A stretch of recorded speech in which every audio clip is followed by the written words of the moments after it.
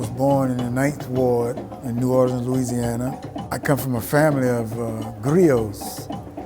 And my mother used to use all types of metaphors and similes and stuff like that. Like she might say, if you let the creek dry, the alligators will get you.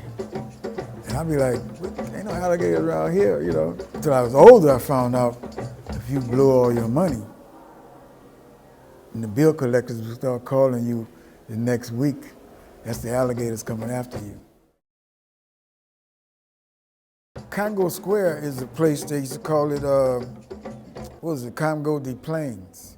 And the area they called Tremé. Tremé was a French slaveholder, and all of that area was the plantations.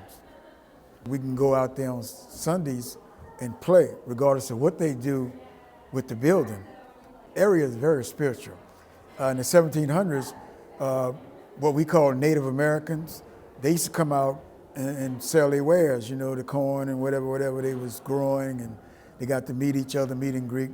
And get into the early 1800s, then the slaves was allowed to come there on Sundays. Sundays was a day of church.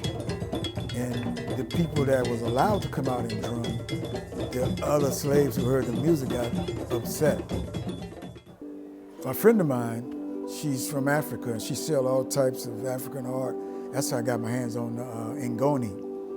Ngoni is an instrument you play with 2 fingers. It looked like the kora, but the kora got 25 strings. The ngoni only got 8 strings. Some of them got 10. So I played that doing storytelling. Remember that on the continent, we didn't dance for entertainment. Mm-hmm. There was a dance for everything. There was a dance for when visitors came to the land. There was a dance for birth. There was a dance for weddings. There was a dance for plenty for crop season, and it was drums for that. So, drum and dance was something that it was a basis for it. You know, there was a reason why we did it.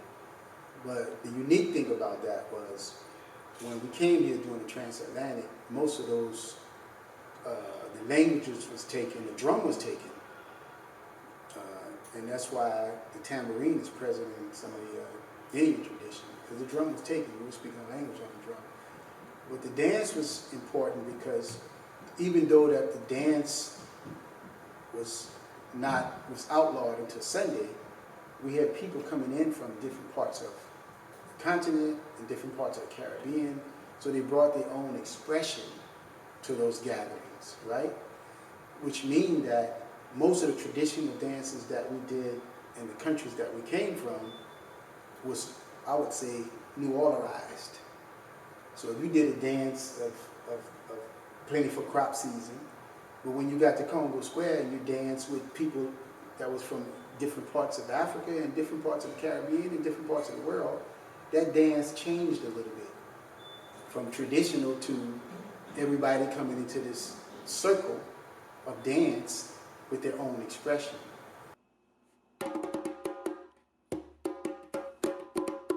Djembe drum is used basically all over the world. It's a drum that originates Mali, Guinea. They have the best wood in the world for making drums, to my understanding. And the drum is carved from wood.